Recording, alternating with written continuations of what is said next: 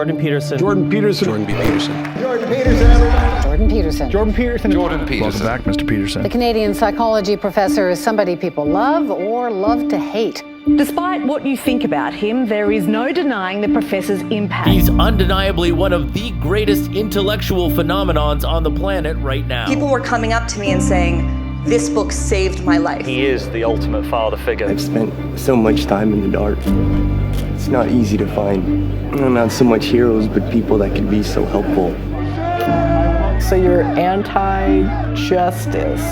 Are you a Batman villain? I watched the Professor Against Political Correctness video and I was just so disappointed, I guess.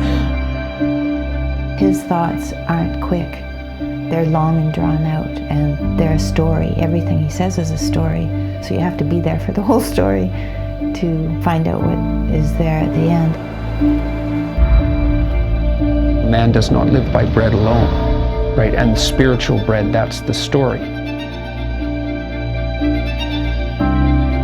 If you're going to have these millions of people who are listening to everything you say, I think that you have to take some responsibility to help them understand what you mean. So this is what I actually look like, and then this is what people who don't like me think I look like. Which one is real? Yeah, that's a good question. Well, I would say they're both real.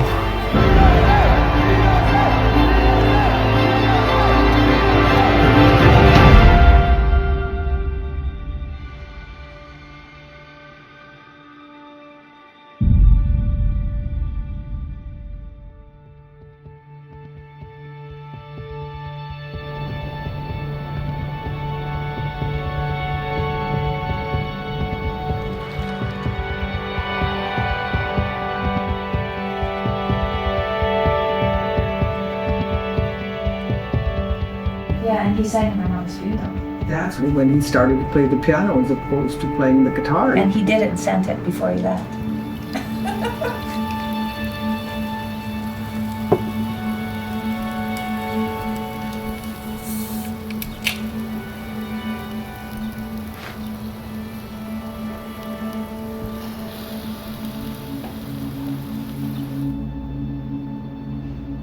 Just It's 1 to 5? Yes.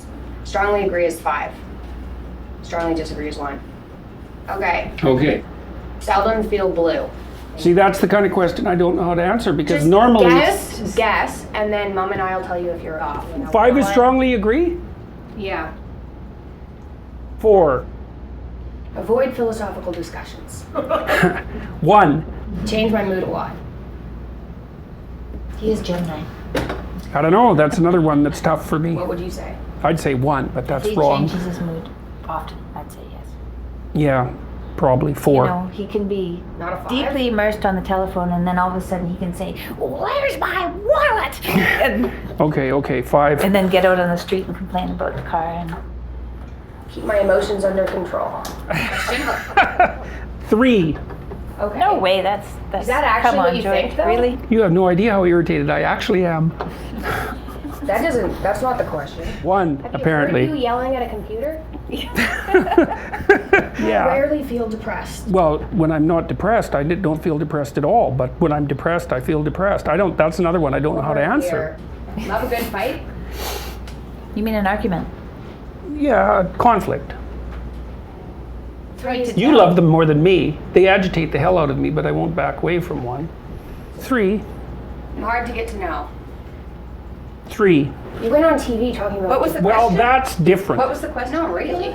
What was the I'm question? hard to get to know. show business. Hard to get to know. Know how to captivate people. 5. Get deeply immersed in music. 5. Think quickly. 5. I'm not easily annoyed. 1. Thanks, Mom. Seek conflict. Seek it.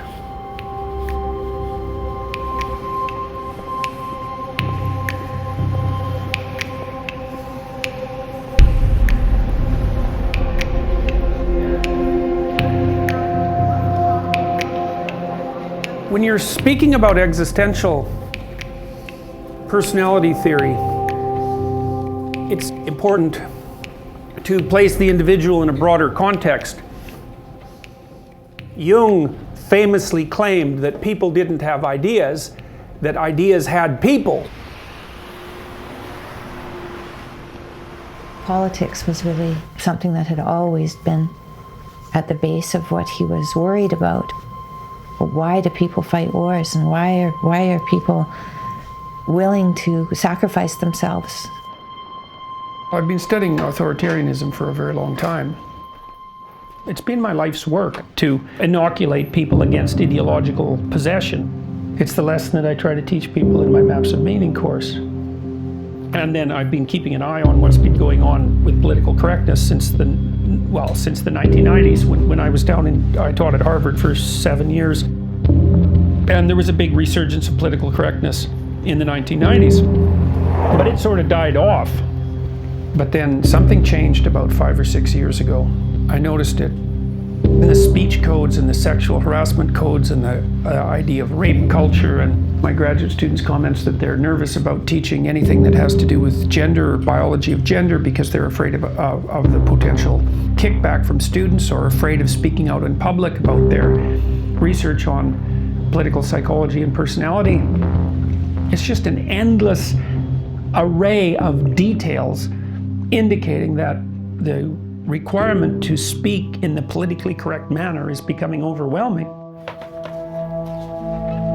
It just so happened that it was the trans pronoun issue that brought in this restrictive legislation that had forced speech content, which I think is a very bad idea in principle. Very, very dangerous idea.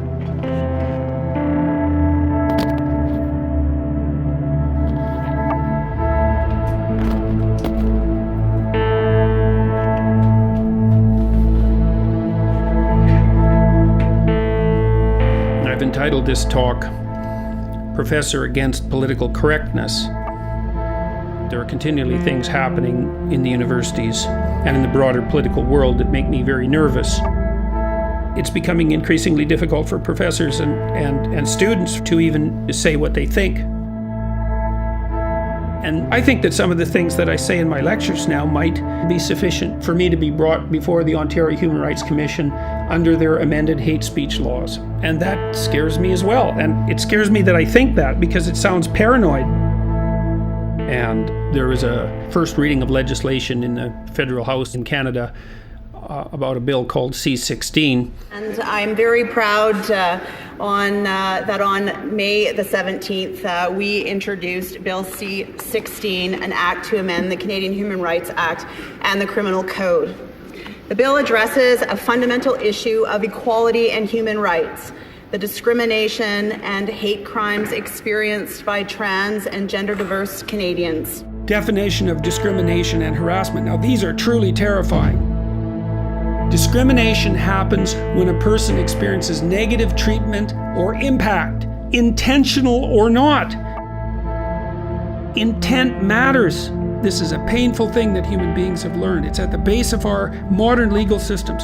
If I accidentally run into you, that's way different than if I run into you on purpose. And so this policy is designed to reverse that. So this is the scenario I've been running through my head. I can envision a student or a colleague insisting that I call them using gender-neutral pronouns. I'm not doing that. I'm not doing that. I don't recognize another person's right to determine what pronouns I use to address them. I won't do it. Now, my decision might be illegal, and maybe it's even a decision of hate, but I'm not doing it.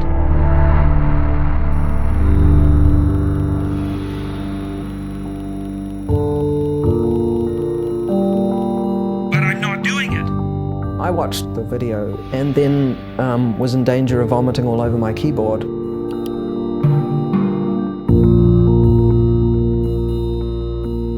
I started tweeting about it, and I made a number of comments basically calling out Peterson for being transphobic.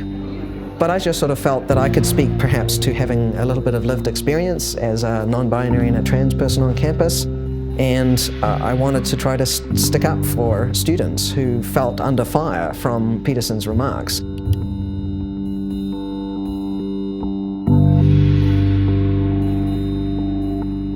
I wrote to someone in the administration and asking, gosh, what are we going to do about this? And it sort of snowballed from there. Why are you against the use of alternate pronouns? I'm against the use of legislation to determine what words that myself and other people are required to utter. Bill C-16 is actually not about cisgender people. It's about protections for transgender people. Peterson frames this as a free speech issue. Just because you can't speak exactly what you want to say, when you want to say it, where you want to say it, doesn't mean you get to throw a big tantrum. You've accused him of abusing students by not using the pronouns they want to be addressed by. That's how I see it, absolutely.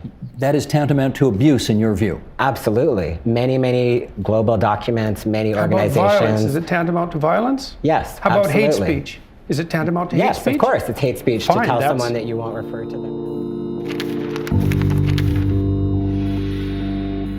One of the things that I studied, for example, with regards to the way events went during the Holocaust, is that we went this far. It's like, okay, no problem. But then we went this far. That was okay, no problem. It's like, oh, it's okay. It's okay. We can do that. We can go that one step further. It's like, and the funny thing too is if you draw a line in the sand, which is what I did, all hell breaks loose. Because, well, why did you draw it there? That's arbitrary. It's like, yeah, there's an element of arbitrariness to it. That's why people won't draw the line, because they don't want to take the heat for the arbitrary element, the arbitrary nature of the act. Because whatever people happen to be directly affected by that arbitrary line, they come out and say, well, you're a horrible person. It's like, yeah, oh, well, no, but I get your point. There's a demonstration plan for tomorrow. They call it a rally and teach-in. So I'm going to have to make this very straightforward and simple. I don't disbelieve in the existence of non-binary people. Okay, do you want me to say that again? Obviously, people who don't fit into standard binary categories of sexual identity, however you decide to construe that, broadly or narrowly, obviously those people exist. I never said they didn't exist, so if you're going out tomorrow to this demonstration because you want to indicate your discomfort with my disbelief in the very existence of non-binary people, you might as well just stay home.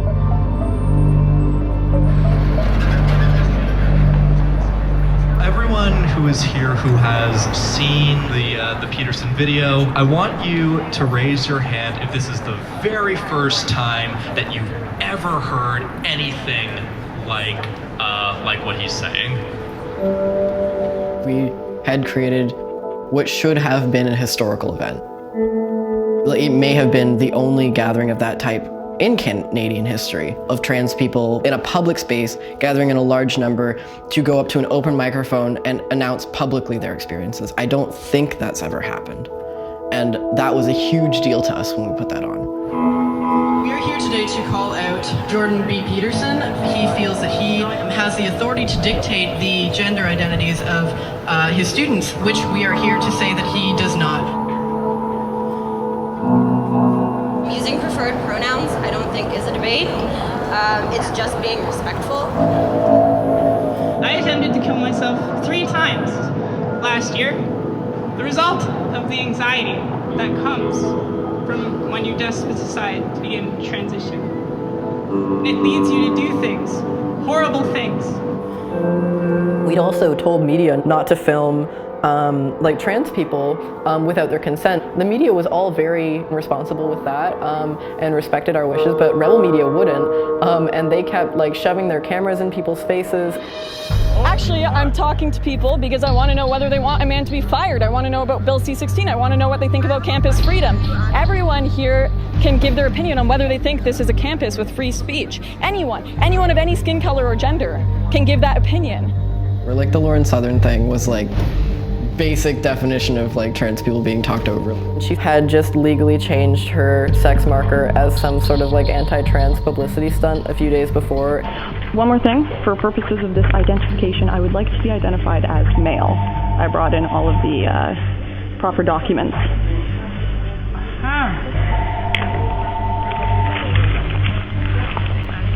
Just tell me. One moment, sir. honestly didn't expect it to be that easy.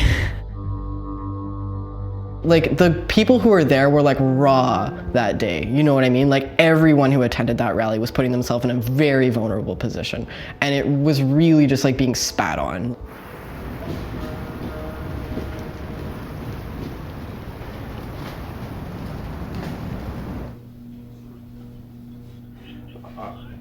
Yeah. Yes. I think people also have to start pushing back and saying, when they hear this constant noise about what group identity you belong to, and to make that the cardinal element of their identity. It's appalling. Okay, well, it was really good talking to you guys. Okay, good. Yep. Bye. Now, who was that?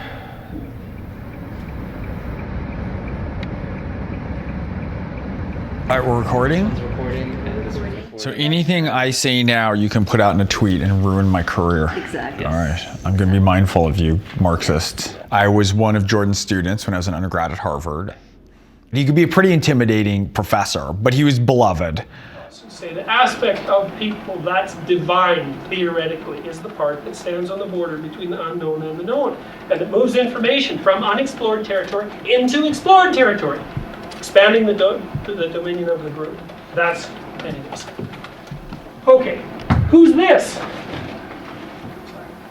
One of the things I remember is that if any student had an objection to something, if it was clear it was from an ideological angle, whether left or right, he would just sort of scissor it. Like, if you're gonna ask something disingenuously that part of what you're asking is to get information or make a power play in the phrasing of the question, that's not gonna be tolerated in the kind of discourse of a classroom. For me, ideologies are the expression, in a sense, the verbal expression of the internal structures that regulate our emotions. Jordan and I have been in touch sort of increasingly as our lives have gone on. Actually, I think that was really worrying me, I guess I would say, because the last thing I want to do, well, I don't know if it's the last thing, but I don't want to get into political arguments, and I don't want to get stuck in a, you know... But you don't always lose. It's on this topic. Yeah, well, I think you kind of lose every time you engage in a political argument. You know, the people that are putting the argument forward are possessed by one ideology, and when you discuss it in ideological terms and oppose it, that means you're immediately possessed by the opposing ideology. I don't want to be the mouthpiece of the opposite to neo-Marxism.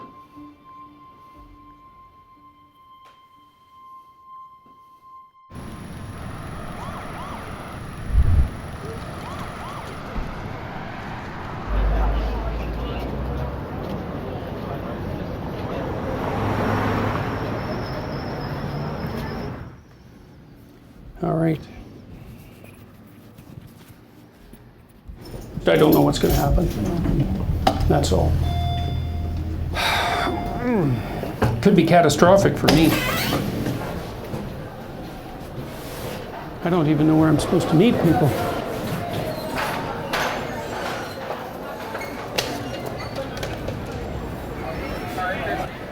What you had to say was definitely needed. I think. Glad to hear it. I think there needs to be an open dialogue about this. God. It's a pleasure to finally meet you. How are you doing? I'm very good. I look forward to hearing you speak. Your video about your ID switch there got a lot of attention, eh? Yeah, about 200,000. The one covering the protest against you got over 100,000. Oh yeah? I don't know if you saw it, but they weren't allowing... You made quite a splash with your video, your YouTube channel. When did you start it? Rebel, Ezra Levant started it about a year ago. A year? Yeah, a year ago. Yeah. I joined full-time a couple months ago. I just thought it was funny that they were like, you're only talking to white straight guys, and then they put their hands to it. Well, they're screaming at people, laughing at people for being white. It was very sad. Love the token Asian guys. Well, it is pretty funny being white, you know. Now. Hello, good afternoon, UFG. Dr. Jordan Peterson will come out and speak after I do, and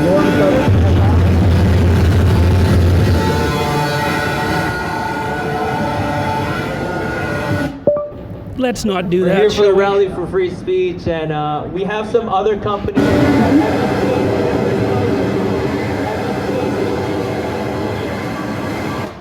Campus culture has been changing the last... Other people thought that the event was organized by straight white males who had bigoted opinions and just wanted to use freedom of speech as a shield for their ignorance. People on the other side did not understand the people who are disagreeing with the social justice left. We feel that, yeah, there is an issue of political correctness. It's not because I'm completely ignorant. It's because I'm trying to think about those things and trying to form an opinion about those things. Shame! Shame! Shame!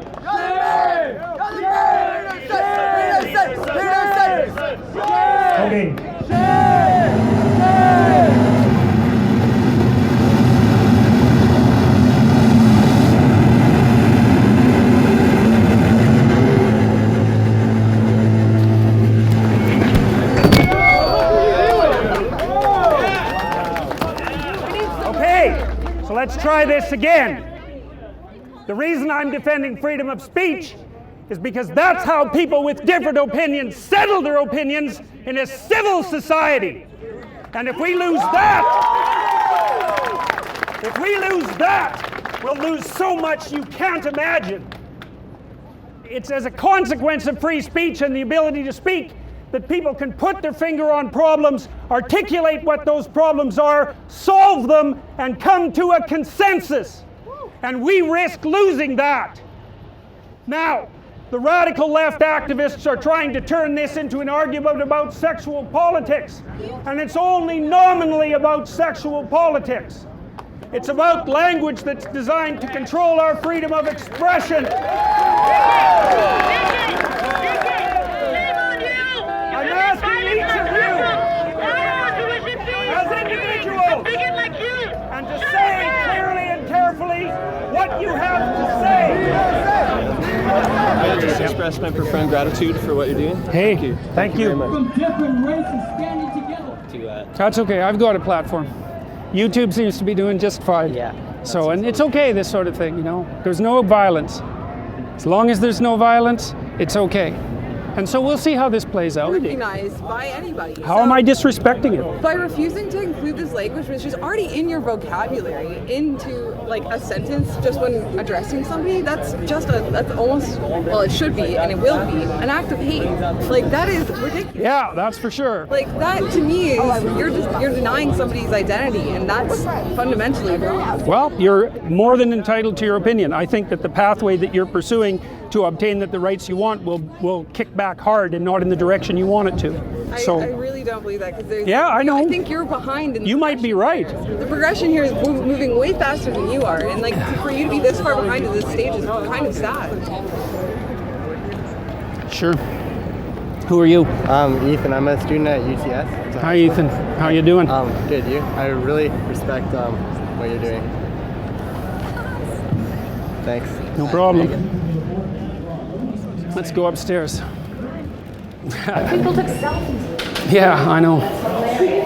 You think that's pretty funny, do you? The intense part was the fight over the speakers. The speakers, yeah. Yeah. And there was one guy there. There was one guy there who was that far from being violent. Oh, really? On the other side? On your side? Well. Well, on the right or the left? Side. On the right or the left? On the right? Well, you got to be careful there, kiddo. Okay, sorry.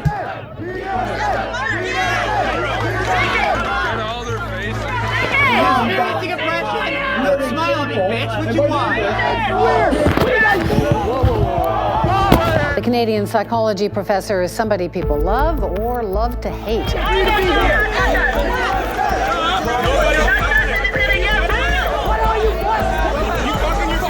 I think one of the hottest topics in the country today, Professor Peterson, and it's all because of you.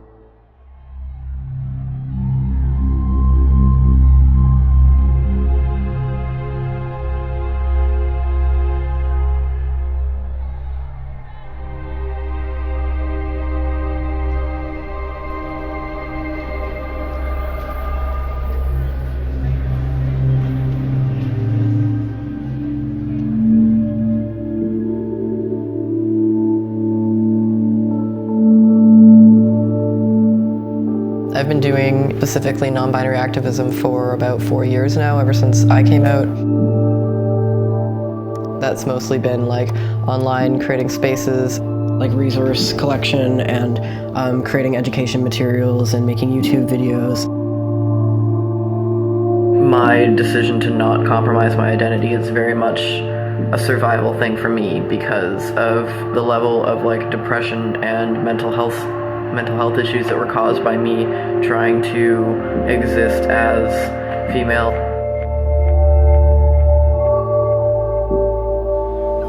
We're here at the free speech counter protest to our please respect us as human beings protest that we put on last week. The Jordan Peterson thing was the first protest I'd ever like participated in, or participated in arranging rather. You have no idea if I'm your enemy. You have no idea about me. You won't use my pronouns, so I'm pretty sure you're my enemy, yes. Yeah, well, I know you think that, but I don't believe that using your pronouns is going to do you any good in the long run. I think it'll do quite the contrary. What the fuck? Is that your medical opinion? What? Is that your medical opinion? Like, you are aware that non-binary people are valid in the American Psychological Association. Is that your opinion? Yes, it is. No, it's not. It's about non-binary pronouns. No, it's not. This was one of the speakers who spoke at the rally in support of Jordan Peterson that my friends were involved in disrupting. Do you think people love them? Do you think they're hugged and taken care of? Do you think people love those people? Do you think they're listened to? No! So they believe these crazy intersectional cultural Marxist ideas. We're tattooing your body and cutting off your genitals. It shows the kinds of things that were being said at that and the reason why people thought that it was important to counter-demonstrate that.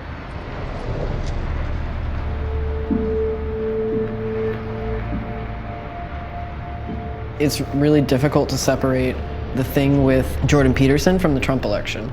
Because when I first got into it, I thought it was a blip, you know, and I thought it was just like, this is just some stupid thing that's happening and people think that, you know, people are getting overly confident because Trump's running for office. But once he loses, then things will just kind of go back to the way that they were before. Donald Trump wins the presidency. The business tycoon and TV personality capping his improbable political journey with an astounding upset victory. So the rallies happened in early October, and then Trump was elected in early November. And that really just, if Peterson was the spark, then the Trump election was like the fire that really like galvanized it. People who were on Peterson's side or whatever were like wearing MAGA hats and like saying all these kind of like Trumpist slogans. The groups of people who were supporting Peterson were going to be an ongoing political identity.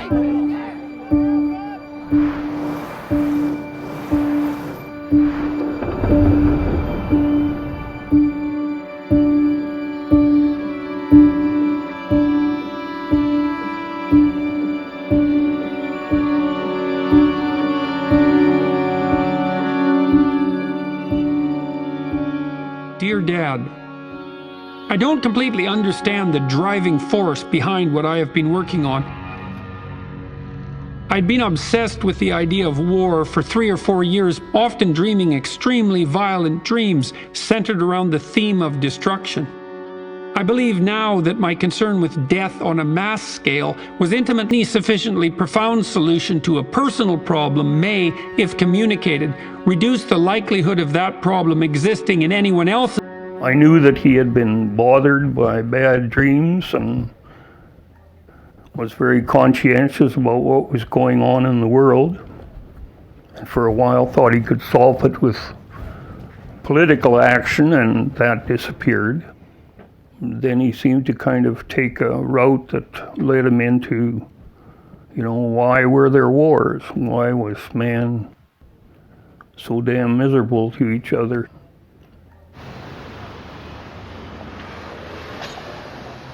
My experience with students has been that none of them know anything about what happened as a consequence of the repression of the radical left in the 20th century. The reason that I believe that this is important in a personality class is because it's necessary to analyze the relationship between the psychological integrity of the individuals within a society and the propensity of that society to engage in, say, acts of mass atrocity. The Joe Rogan Experience. We have this class called Maps of Meaning, which concentrates on atrocity, basically, on Soviet atrocity and Nazi atrocity mostly. And what I try to do in the class is to teach my students that had they been in Nazi Germany in the 1930s, they would have been Nazis. And had they been offered the opportunity to be an Auschwitz camp guard, then maybe they would have leapt at it. And maybe they would have been in the sadistic, in the more sadistic proportion of the Auschwitz camp guard population. You think that makes you feel safe? It doesn't make you feel safe to know that Nazis were humans and you happen to be one of them.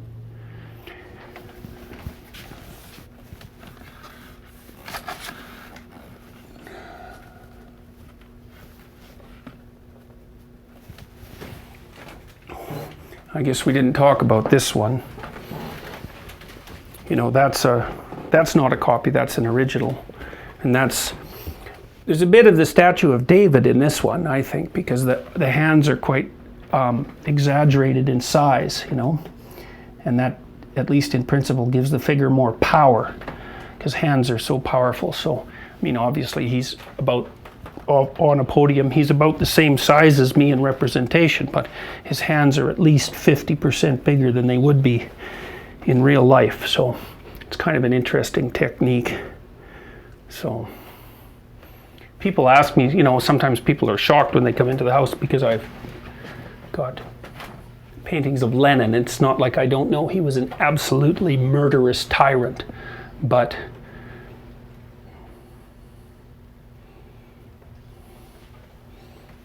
I want to understand it. I think I scared my wife half to death when I was buying them, though, because, you know, you have to be pretty not easily worried to not be concerned if your husband goes and buys like 500 paintings, but she really likes art, so it wasn't that big a struggle. So we can go and look in the living room. There's good old Carl. My daughter, for Christmas one year, she found a plush doll that was Karl Marx at some intellectual kids toy store, and he was on sale for 50% off, so she bought me that for Christmas, which I thought was real funny because, you know, it's one thing to buy Soviet era artifacts online for nothing in this capitalist market, which I thought was extremely hilarious, but to buy a 50% off Karl Marx doll, that was just exactly perfect. So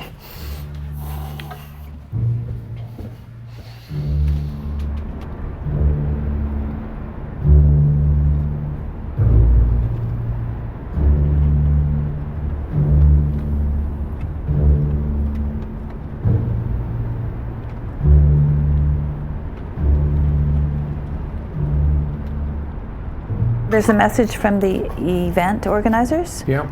It says, we're dealing with a crisis at the moment regarding the risk management department possibly pulling our approval to run the event.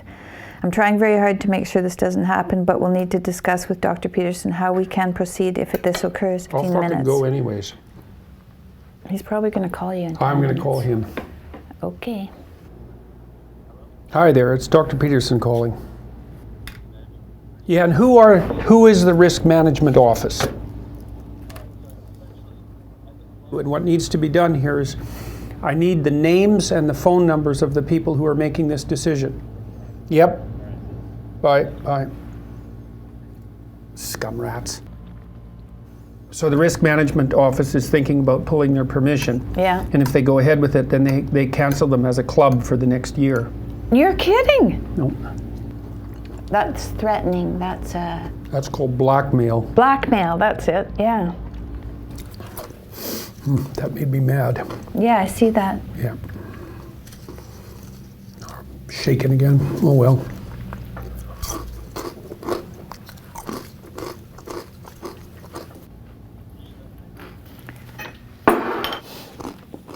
Did you want to drink a juice?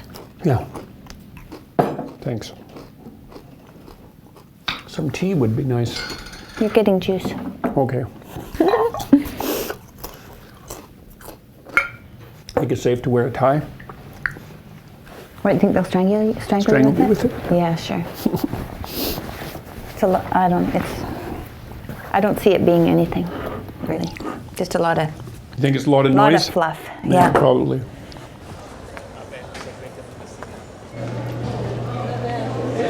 Alright guys, listen up, listen. Security services is in this building. We've been working with them for a while. We have officers outside. So please, everyone, if we can be respectful, if we can leave. Piece of shit! Transphobic piece of shit! Transphobic piece of shit! Transphobic, where we draw the line! This is where we draw the line! This is where we draw the line! This is where we draw the line! This is where we draw the line! This is where we draw the line! Let them speak! Let them speak! Let them speak! Let them speak! Let them speak! Let them speak! So I've received. Listen, you can honk that, but if you deafen me with it, I will take it away from you. You understand? If you want me to take that. Not kidding. Freedom of speech, it applies to air horns too. No, it doesn't apply to yes, deafening me. So I'm not kidding. I will take it. Your words so don't hurt honk my me again. ears. My snowflake ears are hurt by your hard words. Campus security.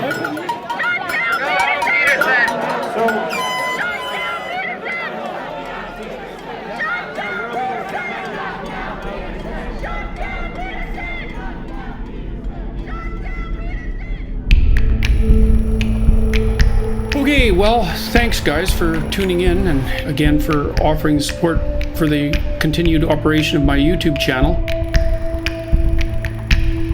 We're in a chaotic time, and I've got letters from people all over the world who tell me how they can't say what they think. Jordan Peterson. Jordan Peterson, the unprecedented international media phenomenon. Is any of this, all the pressure and the scandal every 3 weeks, is it weigh on you? Yeah, it's like simultaneously the worst possible thing and the best possible thing that could happen. Well, financially, it's been a boom, right? I shouldn't say this, but I'm going to because it's just so goddamn funny. I can't help but say it. I figured out how to monetize social justice warriors. This is Sam Harris, and today I am speaking with a guest who has become quite famous online for standing in opposition to changes to the Human Rights Code in Ontario, Canada. And he is actually the most requested guest I have had at this point. Head northwest. Hi all. Are you coming to the talk? What time is it? 6:30. 6:30? I'll be there. Looking forward to it. Jeez, I'm a name brand guy. Are you? Yeah, it's pretty fucking weird.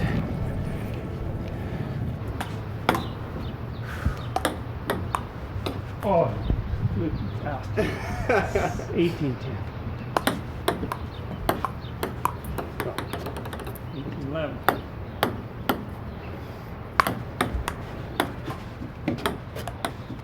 The public response has been overwhelmingly positive, so I think that's given him steam. It's made it easier for him to just keep at it. And I was really stressed at the beginning. That was a big decision for him to speak out. I would say that though a lot of the credit goes to Michaela, because Michaela helped him with his diet. This, as we shall discover, is kind of the family curse in the Peterson family, isn't it? You have had depression yourself. One of the family curses. You've been dealing with depression yourself for much of your life, right? Since when did you? That's hard to say. I mean, it might have been for my whole life, like as far back as I can remember. I know that when I was a child, I had a very low threshold for tears. Last September, I went on an elimination diet, and then just out of the blue, like 2 months into the diet, my depression went away, and I wasn't expecting that to happen because I thought, chemical imbalance is what doctors tell you, and I just thought I was stuck with it forever. I made a list of all the foods I knew didn't cause depression, and I told Dad that he had to do it, and he was like, well, that doesn't sound realistic, but I'll give it a try because it worked for you. I used to get up in the morning. I'd get up at 5:30, 6:30, 7, sometime like that. I'd do some yoga, I'd have some tea, I'd read a book, I'd make some breakfast, I'd call Jordan. Then I'd call Jordan, and he couldn't get up. It was hard. And now, like, I wake up, oh, it's really early, and I sneak out of the room, and I sneak upstairs, and I'm being really quiet, and then I hear, Tammy, and I say, yeah, what time is it? It's 5:45. Oh, are you doing yoga? Yeah.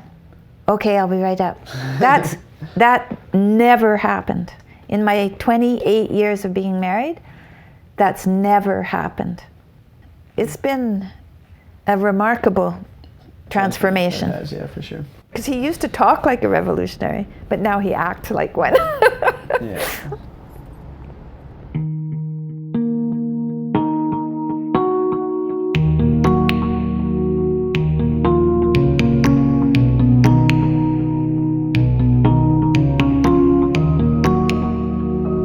So I thought, to bring full closure to the class, I was trying to solve this terrible puzzle about how it was that human beings got themselves in such a tangle about what they believed.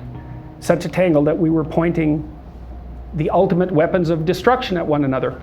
And it seemed to me that the proper solution to that was to live properly as an individual, because you're more powerful than you think. Way more powerful than you think. I mean, God only knows what you are in the final analysis. It's like, how far could you take that? If you stopped wasting time, and if you stopped lying, and if you oriented yourself to the highest possible good that you could conceive of, and you committed to that, how much good could you do? There's so much more than just like intellectual ideas.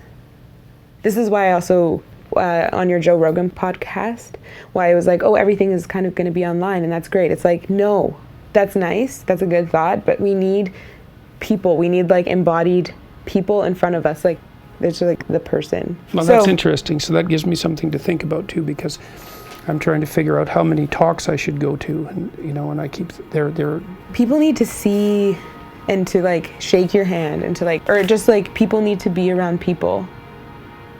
Okay. We're not vessels. Yeah, I get it. Yeah. Thank you for keep on keeping on. Oh yeah.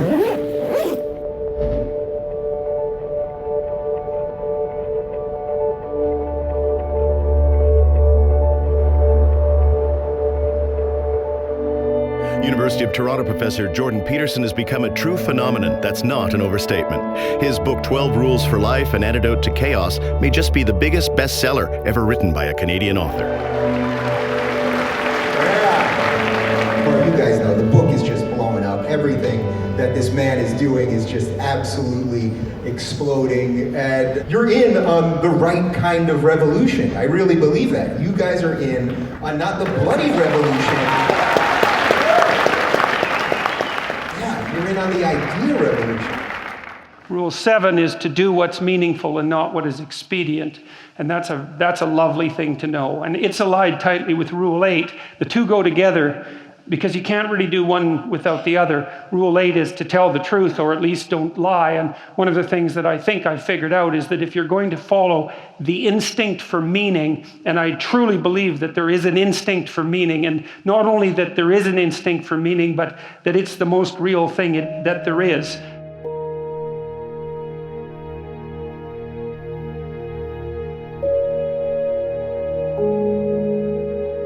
I got a text from him, and then he was like, hey, Jordan Peterson's coming to talk. You want to go see him? I was like, yeah, let's go do that. And then, I don't know, it kind of just fit in because my birthday was coming up shortly. It's easy to go down the path of just, I'm good enough, I don't need to improve from here. And I think hearing him just saying that you owe it to yourself, you owe it to people in your community, that you do need to clean up your room, get your stuff together, and make your community a better place it's an important thing to be said in a time where I don't think it's said nearly as much. Up until I had seen him, I was sort of drifting around, I would say. I was spending a lot of time just doing things that are inconsequential and a bit unproductive. After following him and really learning about how to act in the world is what I would say he taught me to do. And I just became a lot more aware of all the things that I need to change. Here's the book. I've reread it multiple times and reread specific passages of it multiple times because because this is sort of an iteration of his entire method. After you follow him this much, he sort of becomes like a legendary figure in your mind, while also retaining an incredibly maybe just me. I can speak only for myself. I mean, legendary. Yeah. I may be going too far. Do I do that, guys? I can't really judge it by myself. It's understandable if you hold a high opinion of someone, and then you don't really you can't really talk about a lot of this stuff at school, especially we're at an art school. You can't talk about a lot of this stuff. So when you finally talk about someone you have a high opinion of, you can go further than you actually feel. Yeah, and I agree. I have been doing that a little bit, but I don't think I'm going that far. I mean, he's had a huge effect, and I really don't want to understate that. Yeah, I don't know. Yeah, one big question, one question, and that's it. Ladies and gentlemen, Dr. Jordan Peterson.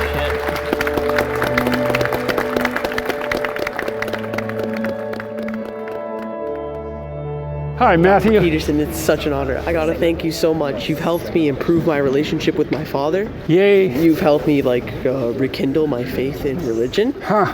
And one of the best things is you have given me the courage to stand up for my conservative and libertarian beliefs in the classroom. How's that working out? Oh, the history teacher's mad. Yeah? But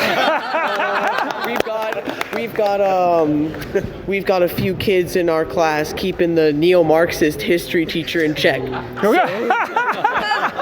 There's just a few students there. They're all watching him and making sure he doesn't say anything out of line. It's quite funny. That's hilarious. We all watch you. We all watch Ben. God, he must just hate me. That's great. Let's get a picture, man. It's really good to meet you. So you getting sharp? Yeah. Good. 3, ready? Say hi to your friends for me. Yeah, tell them to keep what it you're up doing. and to be gentle. All right. Hello. Hi. What's your name? Connor. Hi, Connor. Wow. How are you doing? Did you enjoy the talk? Yeah. Good. Definitely. So what are you doing here? I came here to see you. Have you been watching videos? Yeah, since 2016. You were a lot taller than I expected. I can't even picture that. Up straight. Shoulders back. Right. All right. Okay, ready? Very nice. Good to meet you, man. I'm glad you ready. I'm glad you 1, came. 2, 3. Yeah, Nice this to see is you so here. fantastic. We get ready. 1, 2, 3. My name's Anthony. I Hi, just want to Anthony. say thanks for everything. No problem, man. You've done so much for me, and I really, really appreciate it. Great, man. I'm Thank you thrilled so to hear much. it. You bet. Thank you. You bet, man. Just meeting him, a lot of emotions came over me because I've spent so much time in the dark and in bad places mentally that it's not easy to find not so much heroes, but people that could be so helpful for you in your life. You bet, man. Thank you. It's a pleasure to meet you. See ya. Hi, mate. How are you? I was after my talk. It's overwhelming.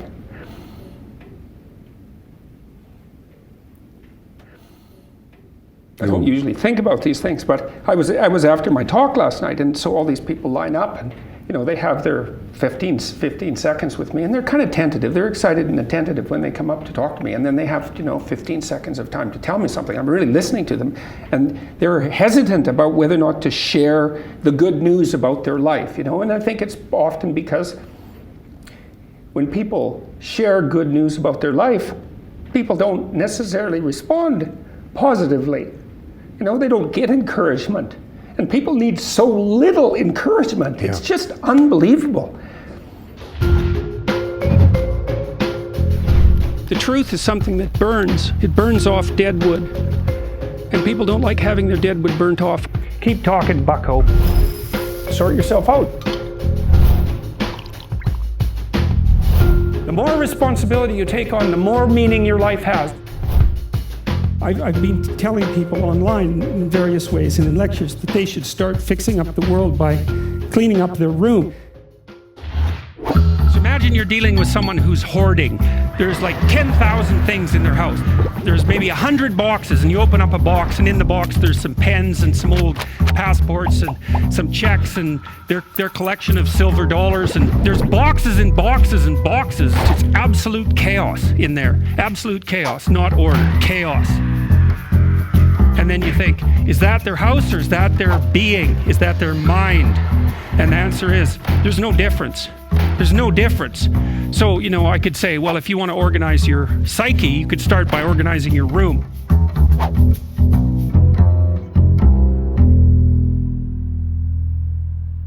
So people have been taking the things that I've been saying and making them into merchandise.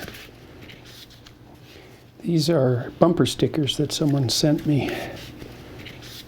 There's about, I don't know how many of them, but quite a few.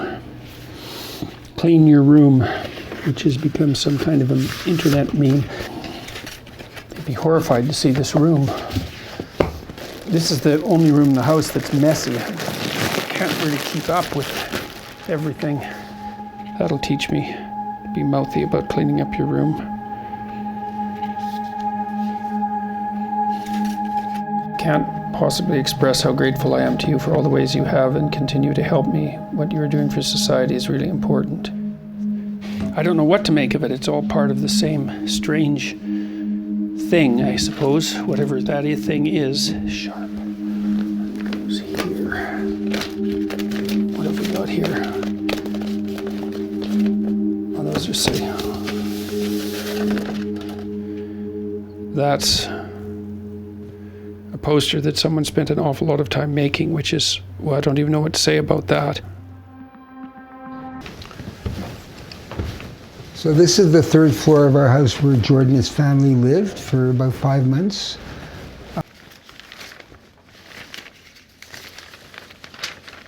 What was extremely upsetting to me was the disregard for students, and he was extremely polarizing at a time that more polarizing. It was a real surprise, and I was surprised that we hadn't discussed any of this.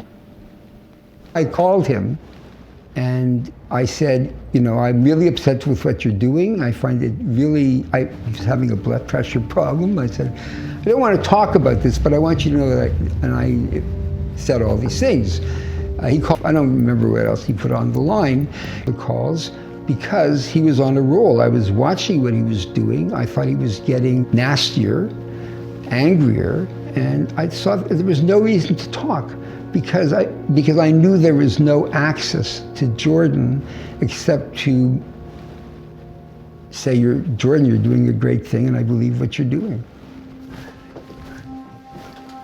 I did not do this lightly. It's not something I would have liked to do. And it's only the fact that so many people, I'm getting these emails from people saying they're glad that I wrote it, that makes me feel, okay, it was the right thing to do. I'm one of those female academics you refer to. I don't have tenure, and I've completed my PhD late in life. My university has become polarized around the issues in which he describes how they operate. And he was doing exactly the same thing. Said about, and neither does the crowd. So you start to articulate some things about why you might be upset. And some of them fall flat, but you're paying attention to the crowd. And some of the things make the crowd really wake up and listen. And so you 1,000 times, and you do that to ever increasing crowds. And the crowd really starts to go mad. And they basically tell you that you're the savior of the nation. It's like, how many bloody people have to tell you that before you start to believe it?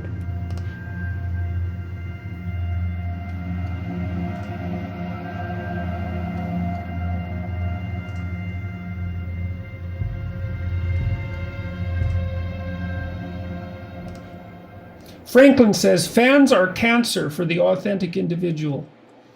Well, I guess what you're pointing at is the danger of fame. I can't say that I'm particularly comfortable with it, which might seem to be rather hypocritical, as it isn't like I've shied away from exposing my views in public.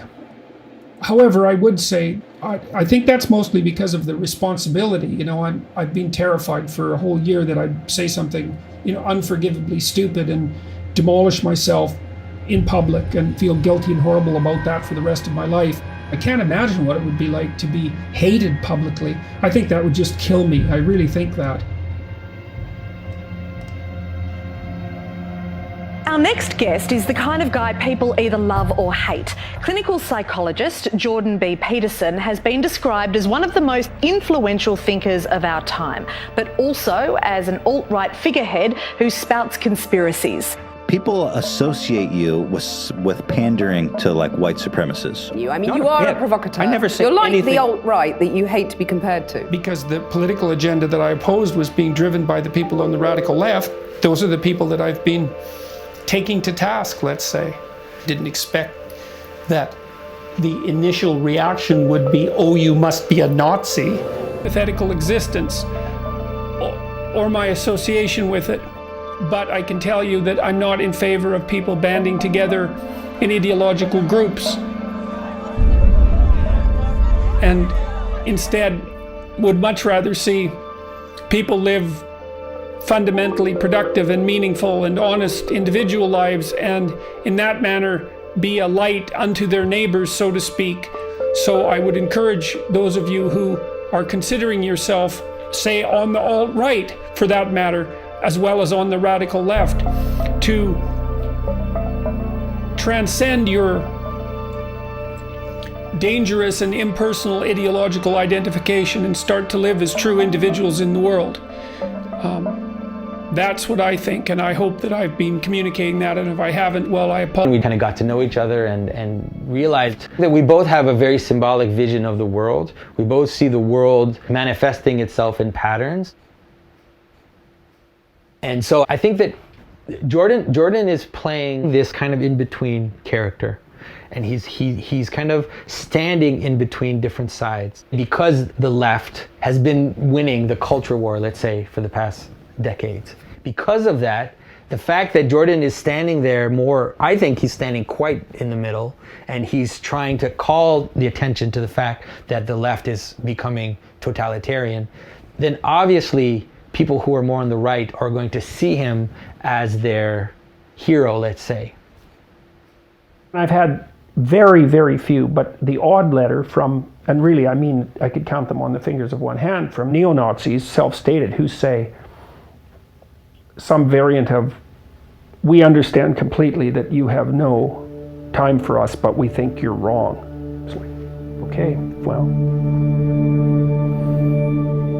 One of the things that I think that has been amazing in what he's been doing is that this is hard for people on the left to really understand, is that he has actually been tempering the right. And I think he knows that he's been doing that. Because we've all felt that there is this really radical right that's bubbling underneath, and it's there. There's no doubt about it that it's there. But the problem is, what do you do with those people? How do you interact with them? Like, if you just say, oh, they're evil, like, let's not talk to them, we just need to shut them out, it's just gonna keep growing. One of the things that's happened to me over the last year, somewhat surprisingly, is that I've been invited to speak in front of a lot of conservative groups. And, I would talk about what was going on in the universities and what I thought might constitute a reasonable antidote to that, and that was the adoption of responsibility. And this was actually a saleable message to young people. He's saying, be part of a community, get a family, have friends, get a job. Like, that's how you can be a right-winger, not this stupid Nazi flirting with these Nazi ideologies. That's useless.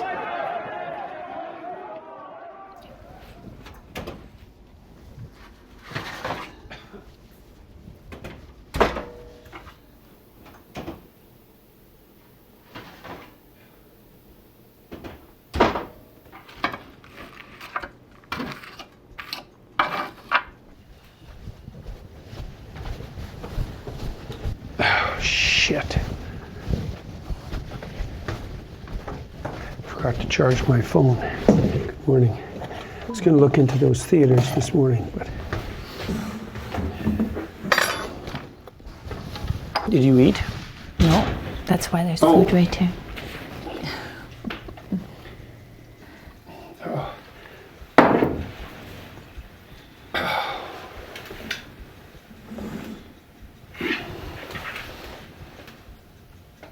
You haven't been getting up and doing yoga with me? Got a tight muscle.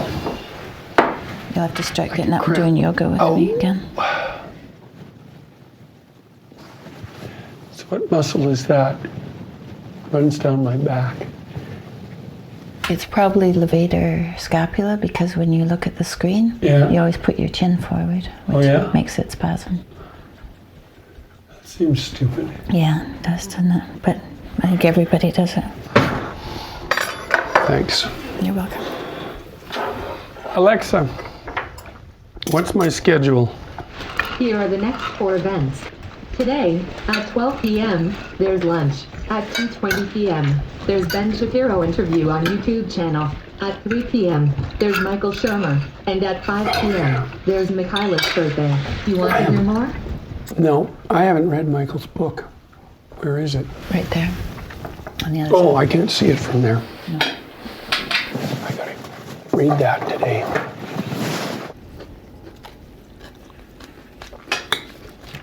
I wonder how many people have watched that high school video now. Never mind. You should concentrate on breakfast, dear. Yeah. What do you mean, yep? I am. No, you're looking at your computer.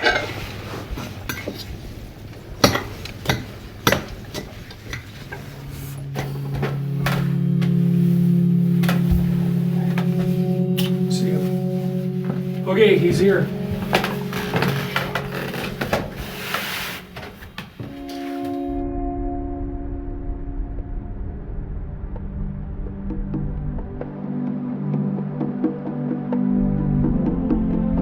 I don't really like being tangled up in the political wars. The political is interfering with the philosophical and psychological realm. That's my sense. And so that's why I got embroiled in political conflict with regards to Bill C-16. The way forward through the ideological idiocy is to strengthen the individual. And so I think when I deviate from that, it's an error. It's not necessarily an avoidable error at the moment.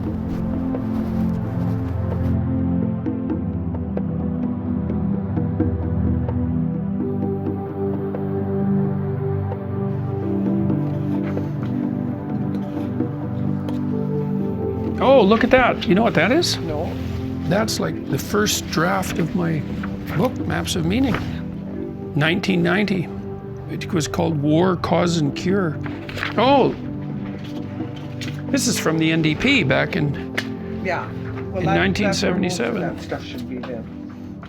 I ran for vice president of the NDP in Alberta. And that was the first public speech I gave. There was about 600 people. My knees shook the whole time. I'm running for the position of General Vice President of the New Democratic Party because I believe I can make a contribution to the party in at least 2 specific areas, which are as follows. Firstly, Canadian nationalism. Being a Canadian involves tolerance of everyone, no matter what language they speak, the color of their skin, or what their political beliefs might be. George's interview. I'm amazed that you managed to keep that all those years. Meanwhile, there's a budding socialist in Fairview, and he apparently is destined to go far in politics. 14-year-old Jordan Peterson was almost elected to the executive of the Alberta NDP during their annual convention during the weekend in Edmonton. You're in about, what now, grade 9? 10. Grade 10. There's 2 more years to go in Alberta. Talked about Canadian unity. How do you feel about that? I really would like to see Canada stay together. I really would. What do you think you have to do to ensure that it will? I think we need culture of some kind, something definite. We need something that we can really be proud of in Canada, so it'll sort of hold us together. That's nice. I didn't sound like a smart aleck kid. No, I don't think you were. Well, you weren't a smart aleck kid. Well, that's good. Just pounded you if you had to.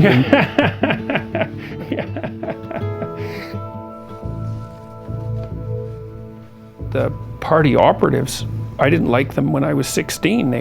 I could tell already that most of them were driven by resentment. And that's when I read George Orwell. And, he said, well, the middle-class socialist types generally don't like the poor, they just hate the rich. And I thought, oh yeah, that's it. He put his finger right on that problem. The earliest political memory I have, it was when Robert Kennedy was shot. I don't know how old I was, probably 4 or 5. And I watched his funeral and I thought, I'm going to have a funeral like that. What made you think you would have a funeral? I have no idea. I have no idea why I thought that.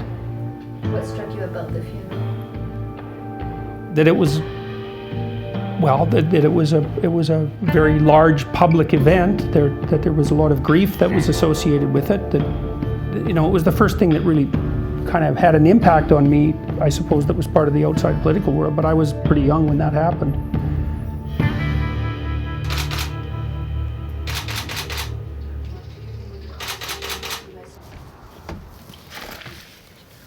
Hello? Jordan? What's that? It's a plague doctor mask. A what doctor mask? Plague. Plague doctor. Are you the plague doctor today? Apparently. Maybe not just today. Oh, okay. It's been hard. So it's weird seeing these two Jordans. There's the Jordan Peterson I know. There's the Jordan Peterson I see on Twitter. And then there's the cult of Jordan Peterson, which also has its own ideas, which are sometimes only somewhat correlated with what he actually believes. Actually, have your neighbors actually talked to you about this? Not much. I mean, I really haven't seen anyone. Yeah. You know? I mean, how much have we seen each other? Not much. Right. And I see you more than I see anyone else. Wow. Yeah, so how's the band going, man? Pretty well. Hey, sure. I have been watching your lectures on YouTube recently, and How you doing, man? I'm Jesse Cook. Nice to meet you. Jesse. You have helped me through a lot of mental shit in the past month, and I just I'm glad to hear that. What sort of thing? Just going through some depression, anxiety issues. My life was out of order, and your lectures just gave me like a bit of space to work myself through, you know. Good. Yeah, I don't know how to explain it. You explained it. Yeah. That's fine. Yeah, man. Yeah. Well, I'm really happy to hear that. I'm so thankful to fucking meet you and say hello to you. Yeah. Well, it's a pleasure. Keep up the great work. My pleasure, I hope man. to see you again one day. Good to meet you. He's having so many adoring fans. He's having so many people coming to him. And then he's also being confronted by people who he sees as mischaracterizing him. I mean, I get upset when I read some of the horrible things he says, and he does say horrible things sometimes.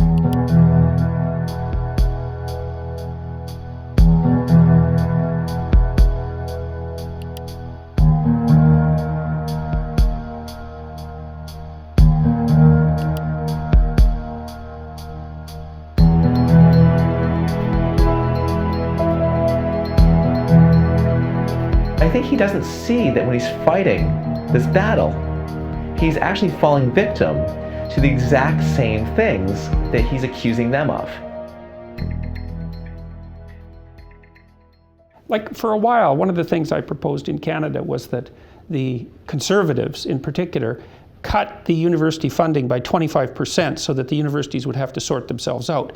But then that was a provocative claim, obviously. But then I thought, well, that's not a good idea because it opens up the door to political interference in the academy, and that's bad. That's conservative and left. Right. No, that's right.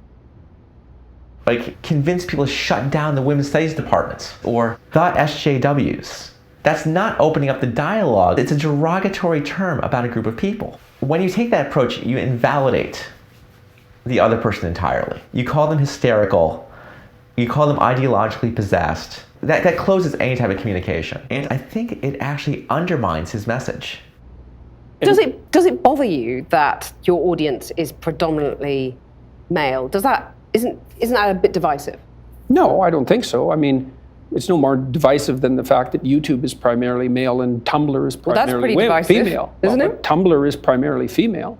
Do you think men and women can work in the workplace together? I don't know. Without sexual harassment? We'll see. We don't know what the rules are. Like, what? Here's a rule. How about no makeup in the workplace? How about high heels? What are they for? What about high heels? What about them?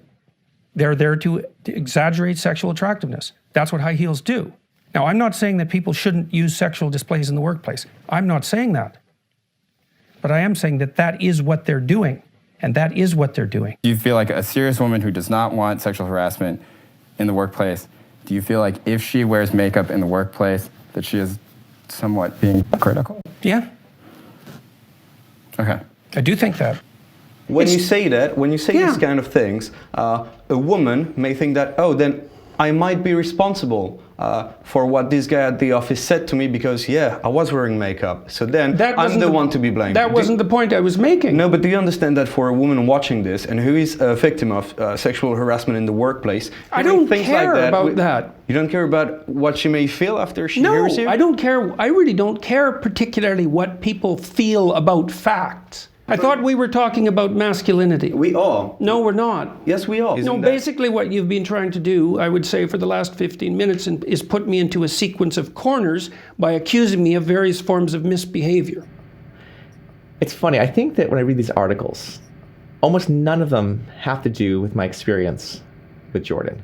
Right? There are either these articles about how he's the savior of all the young men, who's fighting the evil oppressors that are about to take over the world, or he is this evil white supremacist Nazi who is trying to destroy everything that's good about the world.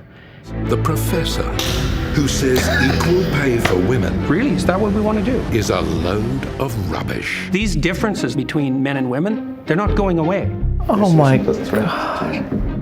You have to travel a long way to find true... Like, he doesn't believe anything the way that it was framed there. He's just a guy trying to figure out the world in a sense. I know that he thinks about things very deeply. He doesn't like to admit it, but he's a very agreeable, compassionate person under the gruff exterior. And I think he's at best when he's helping people find personal meaning. You know, that is the antidote to extremism.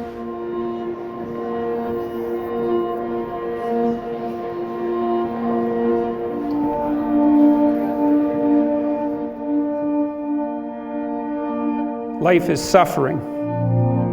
But love is the desire to see unnecessary suffering ameliorated. Truth is the handmaiden of love.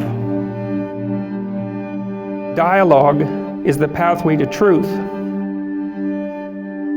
So speech must be untrammeled so that dialogue can take place, so that we can all humbly learn, so that truth can serve love, so that suffering can be ameliorated, so that we can all stumble forward towards the kingdom of God.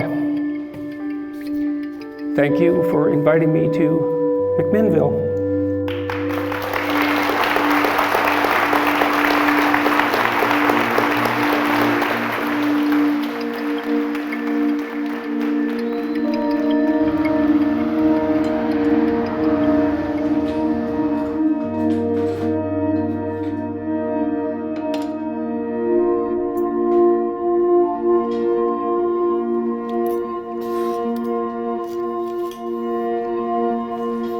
When I first met him, I kind of met him in the neighborhood. He looked a lot different as a little kid, but he had the intensity that he's always had.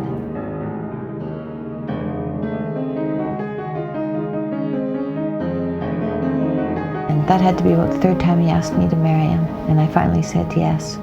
So he said, okay, if that's going to be the case, if we're going to get married, then the guiding principle in our relationship has to be truth, or it won't work.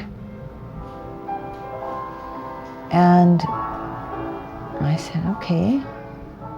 I'd never really thought much about it before. You know, so I was just looking at everything that I had built my life on and was trying to decide whether that was going to be okay or not. So he really put a bee in my bonnet. He really put a bee in my bonnet. Because when you first get together, or at least when we first got together, there was lots of old family things to have to unpack, and Jordan was relentless in unpacking those things. Say somebody was coming over for dinner, that used to make me very anxious. And Jordan would, you know, well, that'd be a question for him. Why was I having trouble with this? And then he wouldn't let it go. He wouldn't let it go. We'd have to get to the bottom of it. We'd have to figure it out because we didn't want to have this argument again. Over probably the first year or two we were married, oh man, we went through so many conversations, 3-day long sometimes conversations about unpacking old generational habits and behaviors and beliefs and things to become more clear with each other about where we stood, and so that we could be standing together. Like at every step of the way, George was trying to help to keep the communication going and to keep the road smooth for all of us. And that was very, very helpful, but very, very difficult conversations. And it worked. It really did.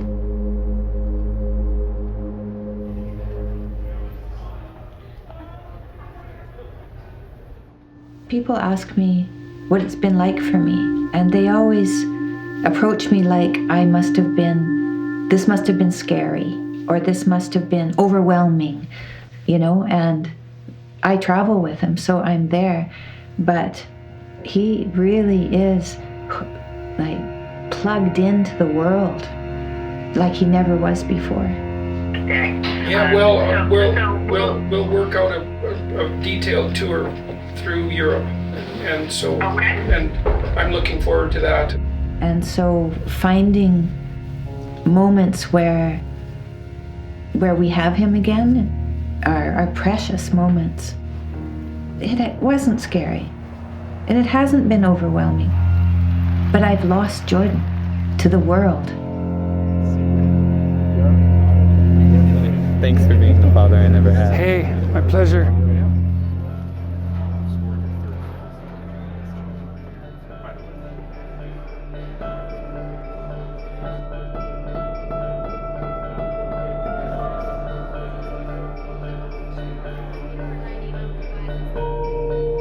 The best story isn't in the realm of identity politics. It isn't, well, the left has the best story or the right has the best story. It's that whole level of analysis isn't the right story.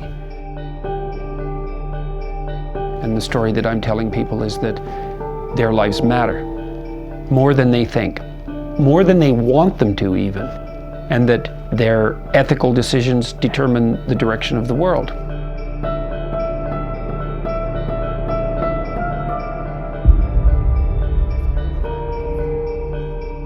I'm not a huge fan of the fact that this documentary is being made, because I think I said to you at the beginning that I thought that if a documentary was going to be made about what was happening at all, it should focus on the trans community and how the trans community has been affected by this. I thought that positioning it through a focus on Jordan Peterson was just going to contribute to his, notoriety, or him building up some anti-hero identity for himself.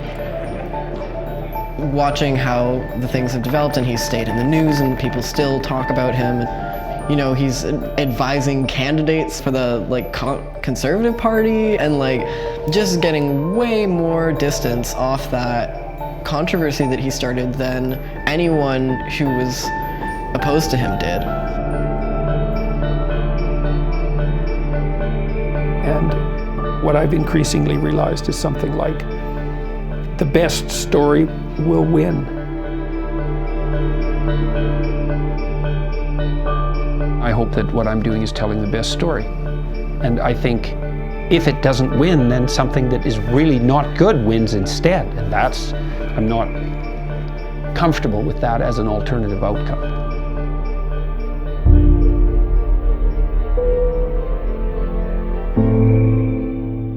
Conceptual structure to account for that. And so you feel as if it's not real. That's what derealization means. It means this isn't my life. You're separated from it. It's because you can't comprehend it. Well, every time I wake up, it's like I wake up and then it hits me that all this is happening.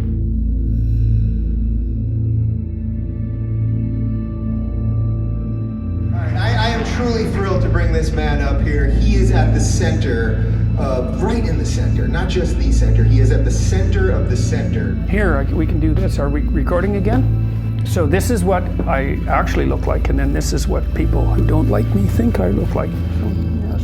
and he's become a good friend of mine, and I'm thrilled and honored to bring up Dr. Jordan Peterson, everybody.